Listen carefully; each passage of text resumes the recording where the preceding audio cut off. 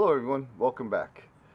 So we're going to continue our little forge project. I was able to get some charcoal. Hopefully this ends up working out okay. Here pictured is the striker, the steel striker for flint that I had. It's a very basic striker. I don't believe it's forged at all. It's just probably heated and bent. And here it is now. So I actually broke it. And one of the reasons why these break pretty easily is that they're hardened steel. So I'm not going to go in, I've taken classes on metallurgy, and there's a whole science behind the reason why metal gets hard, the carbon content, and all of that stuff. I'm really not going to go into that here, but I'll give you just a little slight explanation on what's going on. So all these strikers are made from a high carbon steel, or a tool type steel, and the addition of the carbon and the way that they harden it, they bring it up to a certain temperature, and each type of steel, like a W1 or a 1095 or whatever type of steel you have, will get hard when it's quenched in a medium of like a quenching oil or olive oil, or some steels even with water. And it changes the internal structure of the material, the grain, and it makes it hard. And when it gets hard, it gets brittle. Now, some manufacturers of these strikers, they anneal them, which is basically they take some of that brittleness out by like putting it in an annealing oven, or even a basic home oven at around like 400 degrees for an hour. Or normalizing cycles where they put it in the forge, get it up to temperature, take it out, let it air cool, and do that over, again for like maybe 3 times, and then anneal it. And that's pretty much the way they make knives, because you don't want a knife to be too brittle. But from what I read, the old timers, excuse me, they just pretty much hardened these things and left them hard, because the harder they are, the better sparks you get off it, at least from what I've read. So this is the way this one started out, like this. And I really didn't like it, because you had to hold it in your hand like this, and I didn't feel I got good control over it. I like something better where I could hold it with my fingers, like this little piece of a file here. I like to do it that way versus holding it like this and doing it that way. I don't know, it just seems like I have more control. So I was investigating some stuff, doing a little research, and this type is what they call a colonial flint striker, flint steel, or fire steel, not to be confused with a ferro rod. But this basic shape, all right, it looks like it could be held in your fingers like this, right? As opposed to the one that I had, or some of these other ones that they make with these little fancy curves. So I made a little design here. Just drew it out,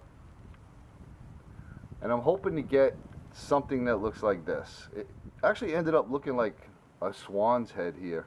Hopefully you can see that. I don't know if I'm going to be able to do that. Like I said, I never forged anything, but the reason why I like this design here is because I can hold it like this, and that's what I want. So I have my flint, I can hold this between my fingers, and I can strike down with it.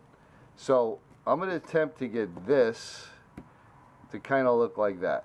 I don't know how much this metal here is going to move and how wide it's going to get. I did mess around with it with a blowtorch. I straightened out one of the sides, and I was able to do that, and I kind of flattened it a little bit. But again, I don't have the proper blacksmithing hammers. You need what's called a peen hammer to get this flat. I'm not sure if just hitting it on the top is going to flatten it the way I want this way to get the width. It may just make it longer and wider, but not the way I want. So I got a couple hammers. They're really stoneworking hammers, so really not what you're supposed to be using, but I'm going to see if I can make them work. So I set up my little vise and my little mini anvil on my stump next to the forge, and we're gonna get over there and get it lit up and see what we can do. Alright, so we got our fire going. We have our little mattress inflator, giving it some oxygen. Looks like it's getting pretty hot. First thing we're gonna do is get this in there, and I'm going to try to straighten it out. In the interim, while that's getting hot, I'll show you. I have my little stump over here with my little Harbor Freight anvil, little toy anvil.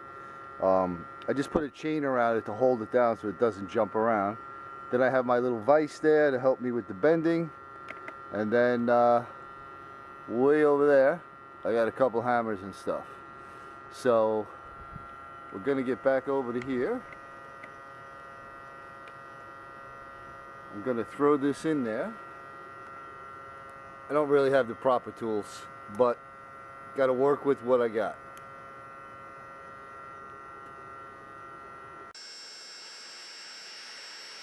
Alright, we're gonna let that heat up, and we'll be back when it gets hot enough. Alright, it looks pretty hot. I'm gonna pan over here to the anvil.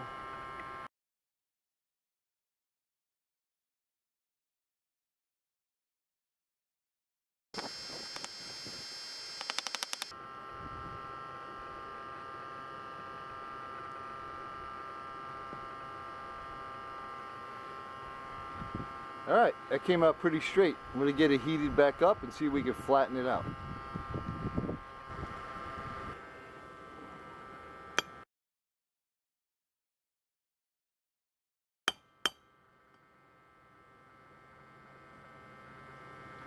That's definitely getting thinner. Let's get it hot again.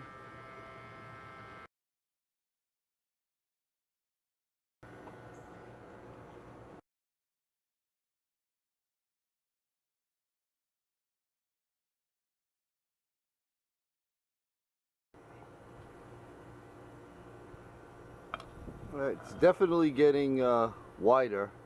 My little battery operated blower, I don't think it's doing the trick, because it seems to get cool pretty darn quick. So I'm going to see if I could rig up a different type of blower. Alright, I got a heat gun on the cool setting, blowing some air in there, and it's much more consistent than a higher velocity air. So let's see how this works out.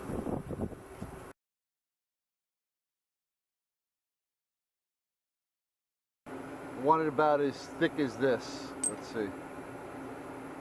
Alright, so that end is good. It's about as far as as wide as we're gonna get it. So I'm gonna start working up to about there. I'm sure if I knew what I was doing, I'd be done.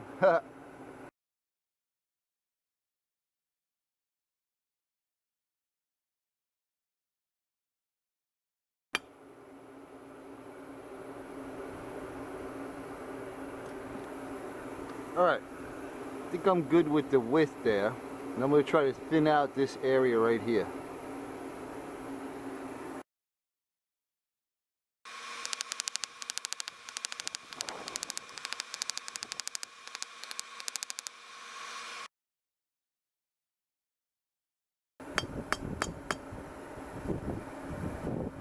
Alright, now I'm going to try to flatten out this area. I'm going to continue to work this area right in here, and when I get that where I want it, I'll come back. Alright, we're going to attempt to cut the end of this off because it's a little too long.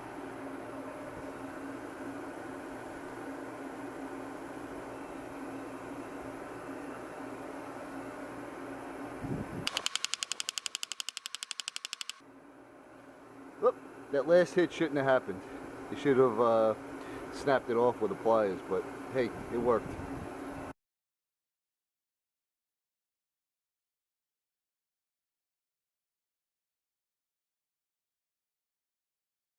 I think I'm gonna cut the tip off of there to try to make that the beak part.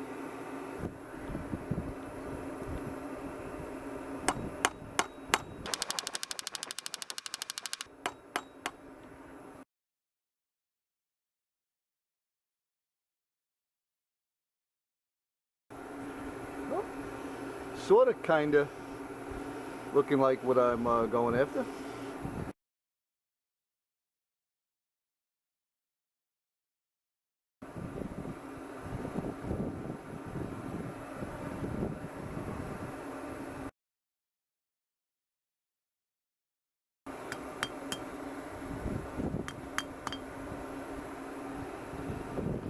think that's pretty good. I think what I'm going to do is I'm going to let it cool down, and I'm going to shape this a little bit with a grinding wheel, because I'm getting what they call a cold shut right there, and I'm not 100% sure how to get rid of it. So, but actually before I do that, I'm going to try to make this a little flatter.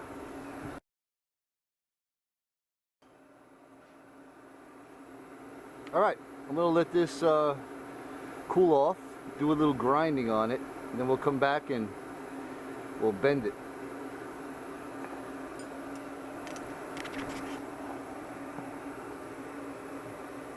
Alright, gee, I hope all this film is coming out. So I did a little grinding on it, cleaned up this beak part here a little bit, got a little bit of the scale off the back, and rounded this a little bit. This is where I'm going to bend it, so hopefully I don't get any cold shuts.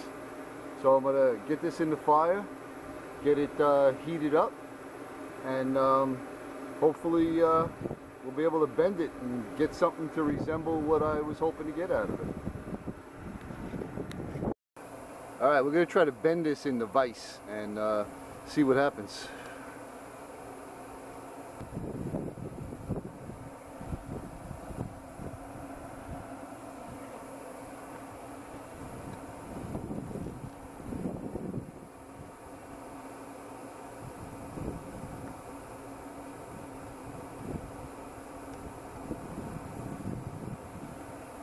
Alright, I think I lost my heat. Let me get it back in the fire. It looked like it was starting to bend pretty easy.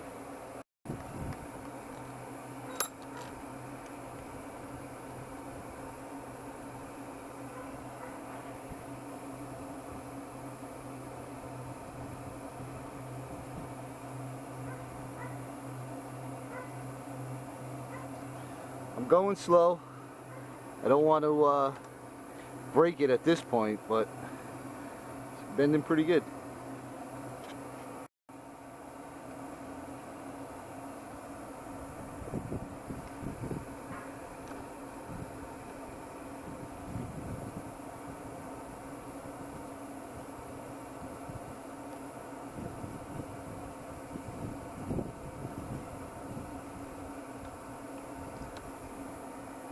Almost there.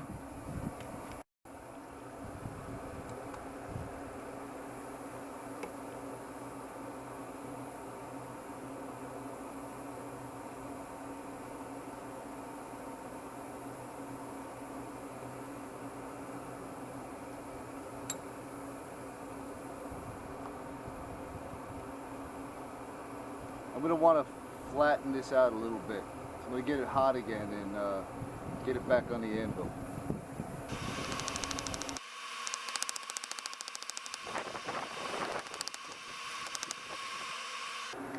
That is pretty close to what I wanted. I'm going to actually see if I could bend this a little bit more here.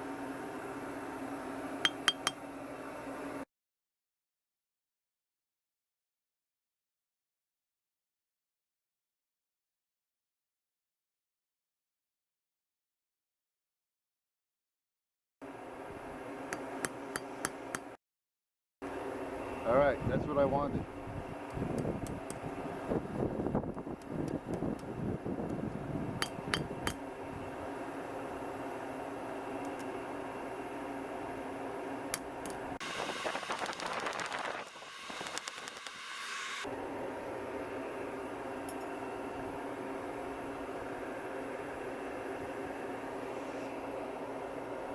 That looks pretty close to what I was trying to get. Now I'm just going to give it another heat, try to flatten it out as best I can because I got a little curve over there, and see what we end up with.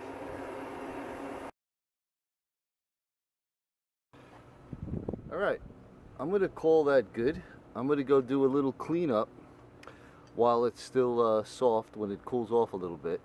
Then we're going to see if we can get this up to a non-magnetic temperature and quench it and see how it does.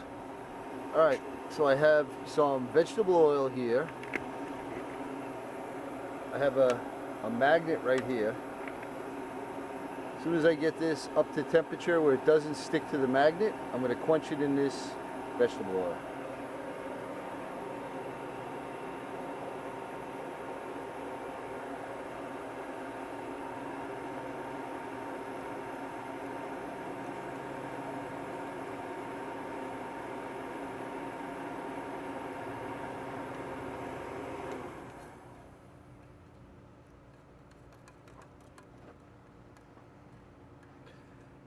All right.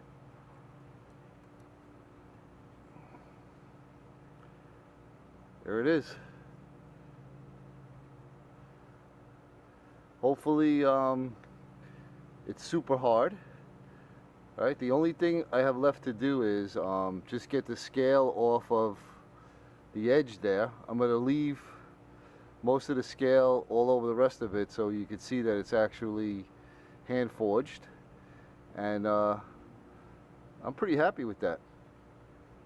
So we'll I'm going to just get some emery cloth on a with a board backer and just clean off this edge and get it nice and square, and we'll bring it over to the other table and we'll see how it works.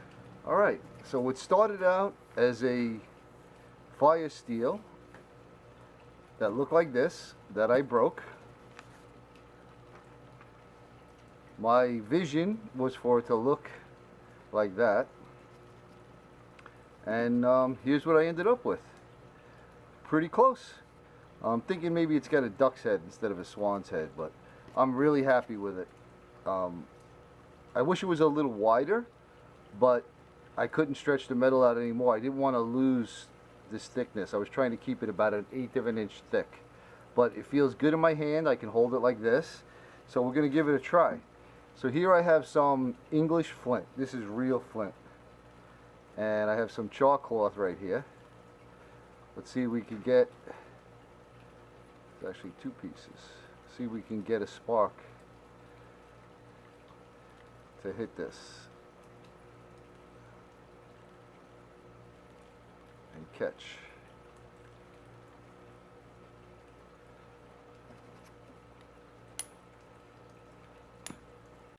Right there, second strike.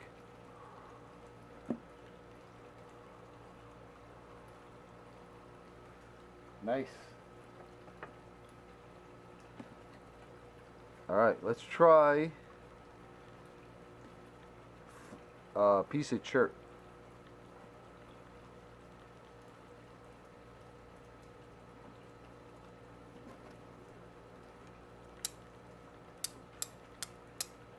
Oh yeah, I caught multiple places. Alright, I'm going to call that a success. That thing throws some serious sparks.